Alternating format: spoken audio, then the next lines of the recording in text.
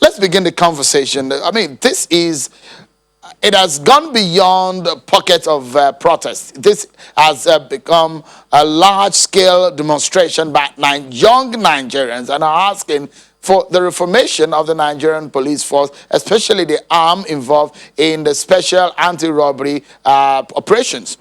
But from the governor's point of view, what are your next line of action? Thank you very much,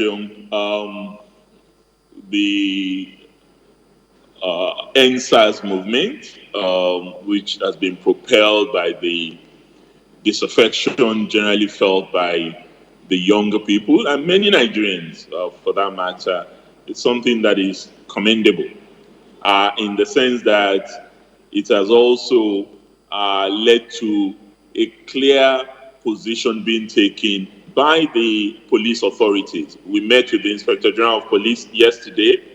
The governors of the 36 states held a meeting with the Inspector General of Police, and we endorsed his commitment to reforming the police as an institution, which is really what the EndSARS movement are calling for. That's really what is propelling the action they are taking. However, governors feel that the way to go about that is not to condemn in totality all activities of the EndSARS. As a matter of fact, my colleagues from the northern parts of the country feel that EndSARS has been quite effective in tackling banditry, in addressing armed robbery, and even in some cases, as the governor of Borno State made clear in our meeting yesterday, in assisting in dealing with the problems of insurgency. So we must be careful because there is no one-size-fits-all solution to the challenges of insecurity in our country. We need a broad security architecture to tackle this, and the reform of the police must be part of that reform of the Nigerian security architecture. And one of the decisions we took yesterday is that those who have been found culpable of human rights abuse and violations within the EndSARS unit must be brought to book. And in every state, we also agreed that we should put in place commissions of inquiry to enable people ventilate their criticisms and concerns, and also specific acts of violations of human rights could be brought before such commissions of inquiry at the state level.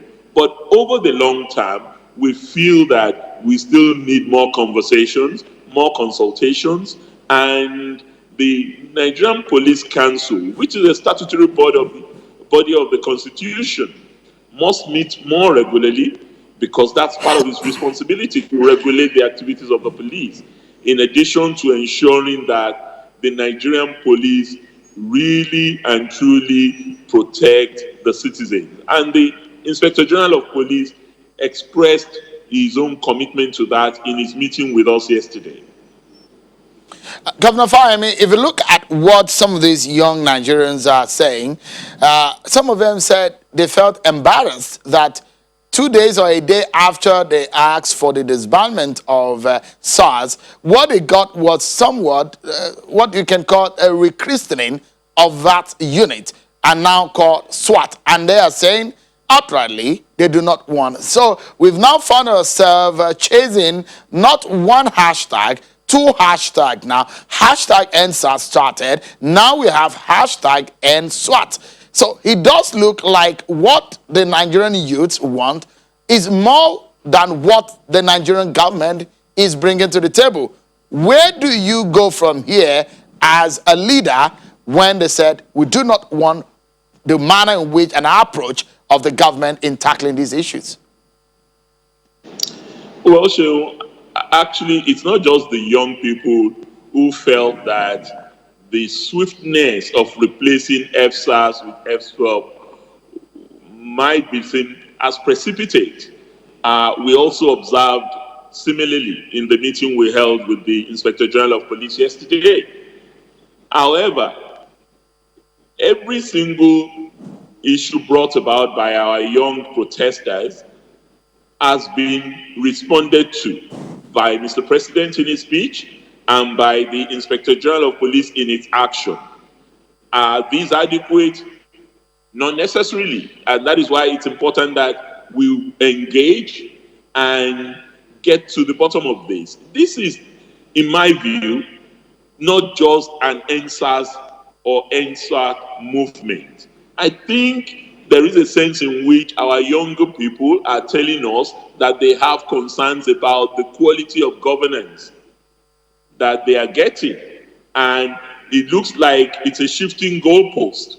Once one issue is dealt with, then they then move to another aspect that might be of concern to them. And let's face it, these are young people. Some of us have been young and have been involved in movement on the barricades. So there's nothing that they're doing that is fundamentally wrong.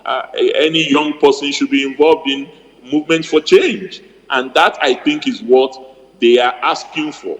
However, in asking for change, they must be careful not to throw the baby out with the bathwater. It's not everything that is bad with policing.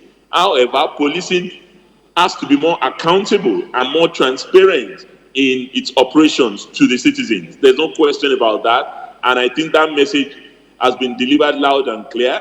And the president has demonstrated that he is responsive to the concerns expressed by the younger ones.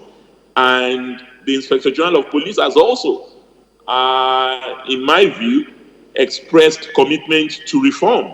And we need to just go into the nitty-gritty details of that reform. What should it entail? What does it really mean? How do we get accountability mechanisms in place beyond just what is on offer currently?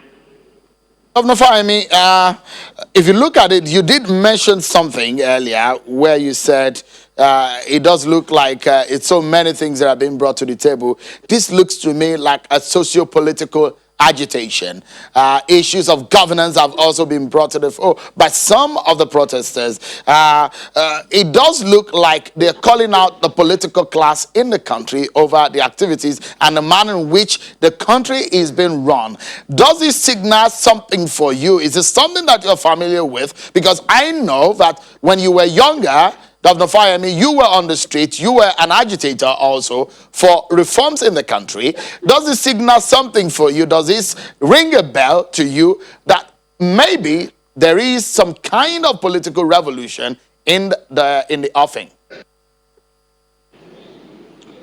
Well, absolutely. I was on the streets. I was at the barricades. I protested for change. I was involved in anti-military, pro-democracy activism. And I would like to think that my involvement in politics is still an extension of what I did in those days. I don't see myself any less an activist now that I'm a politician. So there's nothing wrong in what the younger ones are doing. I think we ought to even encourage them to ask more questions, to put our feet to fire, to hold us more accountable.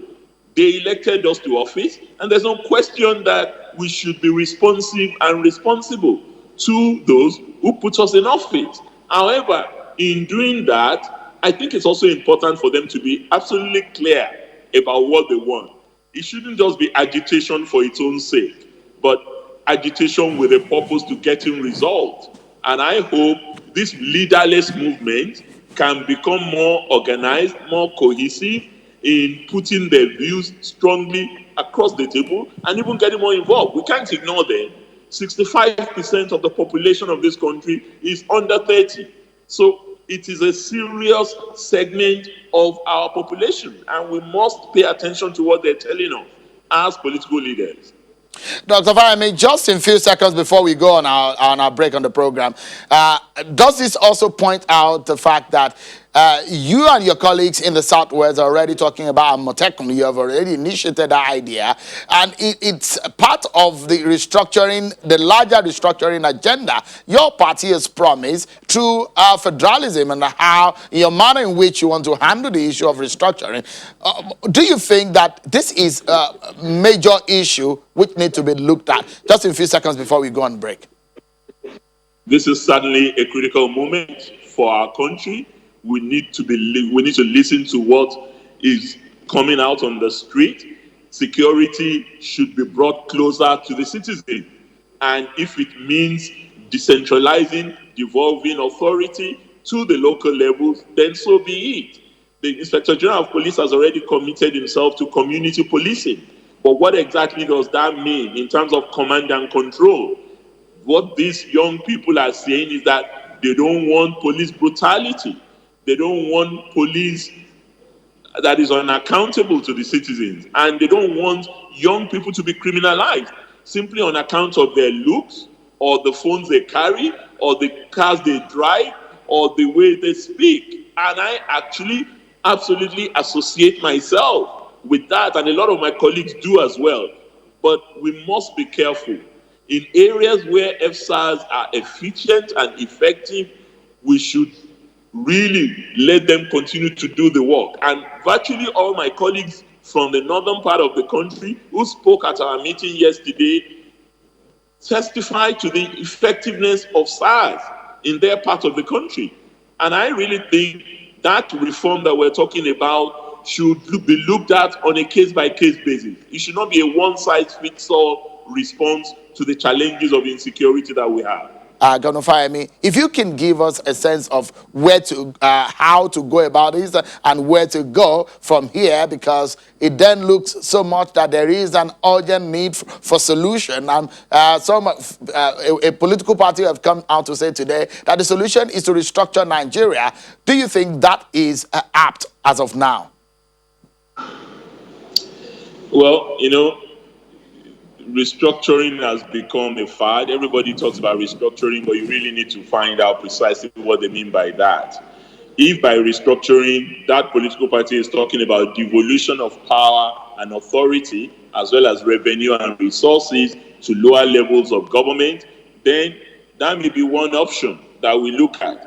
But specifically on policing, what I do know as a fact is that there is no federation in the world that has a unitary police force.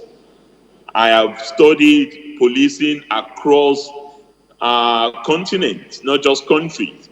Whether you talk of Australia, or you talk of India, or you talk of Canada, or the United States, or even in some unitary republics, you still have policing devolved to the lower level and to the local level for accountability, for proximity to the issues, and for transparency of the force.